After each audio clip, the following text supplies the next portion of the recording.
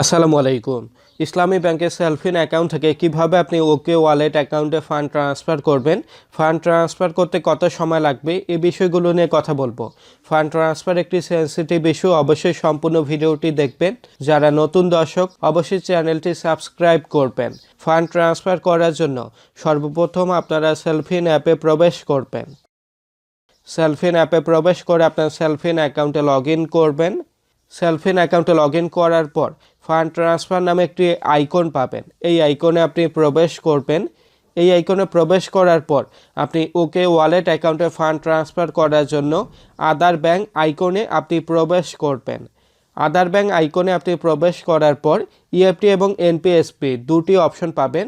আপনি ইএফটির মাধ্যমে fund transfer করতে পারবেন। আপনি ইএফটি অপশনে প্রবেশ করবেন। ইএফটি অপশনে প্রবেশ করার পর আপনি সিলেক্টেড সোর্স নামে একটি অপশন পাবেন। এই অপশনে অবশ্যই আপনি সেলফিন থেকে ফান্ড ট্রান্সফার করার জন্য সেলফিন সিলেক্ট করবেন। আপনার যদি ইসলামী ব্যাংকের অ্যাকাউন্ট থাকে ইসলামী ব্যাংক অ্যাকাউন্ট সিলেক্ট করবেন। আপনার যদি কার্ড থাকে কার্ড সিলেক্ট করবেন। সেলফিন থেকে ফান্ড ট্রান্সফার করার জন্য আপনি সেলফিন সিলেক্ট করবেন। এরপর দেখতে পাচ্ছি অ্যাকাউন্ট নাম্বার এবং অ্যাকাউন্টের টাইটেল। এরপর আপনি যে ব্যাংকে আপনি ফান্ড ট্রান্সফার করবেন আপনি এই ব্যাংকটি রিসিভার ব্যাংক ব্রাঞ্চ আপনি সার্চ করবেন। এখানে আপনি ওয়ান ব্যাংক লিখবেন।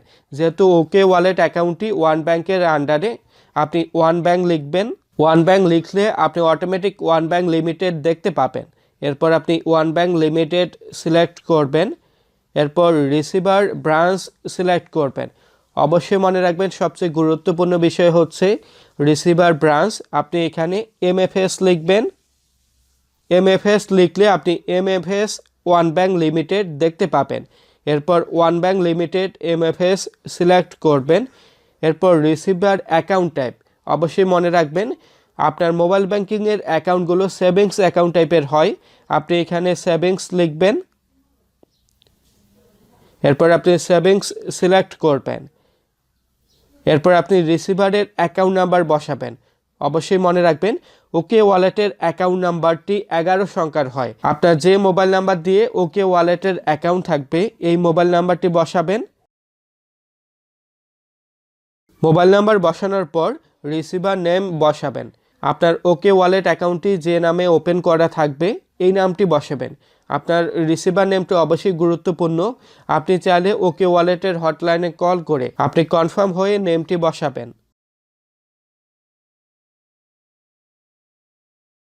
নেম বসানোর পর আপনি ট্রান্সফার অ্যামাউন্ট বসাবেন। সর্বনিম্ন আপনি 100 টাকা ট্রান্সফার করতে পারবেন। ট্রান্সফার অ্যামাউন্ট বসানোর পর আপনি পেমেন্ট রেফারেন্স বসাবেন। পেমেন্ট রেফারেন্স বসানোর পর আপনি আপনার সেলফিন অ্যাকাউন্টের পিন নাম্বার বসাবেন।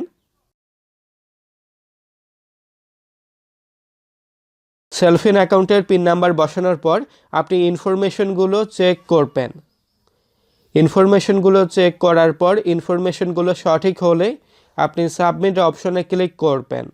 সাবমিট অপশনে ক্লিক করার পর দেখতে পাচ্ছি ইএফটি টু আদার ব্যাংক। এরপর আপনার অ্যাকাউন্ট নাম্বার দেখতে পাবেন, অ্যাকাউন্টের টাইটেল দেখতে পাবেন। আপনি ইনফরমেশনগুলো ভালোভাবে দেখবেন। আপনার ইনফরমেশনগুলো যদি সঠিক থাকে আপনি কনফার্ম অপশনে ক্লিক করবেন।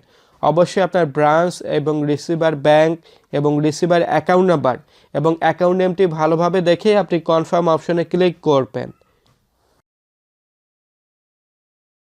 কনফার্ম অপশনে ক্লিক করার পর কনগ্রাচুলেশন এবং আপনি সেলফিন থেকে একটি মেসেজ পাবেন। ট্রানজ্যাকশন আইডি দেখতে পাবেন। আপনার ফান্ড ট্রান্সফারের অ্যামাউন্ট দেখতে পাবেন। আপনি ইএফটির মাধ্যমে সম্পূর্ণ ফ্রিতে ফান্ড ট্রান্সফার করতে পারবেন। ফান্ড ট্রান্সফার করার পর আপনার ফান্ড ট্রান্সফার হতে সর্বোচ্চ 3 কর্মদিবস সময় লাগবে। 3 কর্মদিবস সময়ের মধ্যে আপনি ওকে ওয়ালেট অ্যাকাউন্টে আপনি টাকাটি রিসিভ করতে পারবেন। আপনি যদি দুপুর 2টার মধ্যে ফান্ড ট্রান্সফার করেন তাহলে আশা করি 1 থেকে 2 কর্মদিবসের মধ্যে আপনার ওকে ওয়ালেটের অ্যাকাউন্টে ফান্ডটি ট্রান্সফার হবে। অবশ্যই ফান্ড ট্রান্সফার সেন্সিটিভ ইস্যু। আপনি ইনফরমেশনগুলো ভালোভাবে দেখে ফান্ডটি ট্রান্সফার করবেন। আশা করছি আপনাদের ভিডিওটি ভালো লাগবে। ভিডিওটি ভালো লাগলে অবশ্যই লাইক দিবেন, শেয়ার করবেন, কমেন্ট করবেন এবং সাবস্ক্রাইব করবেন।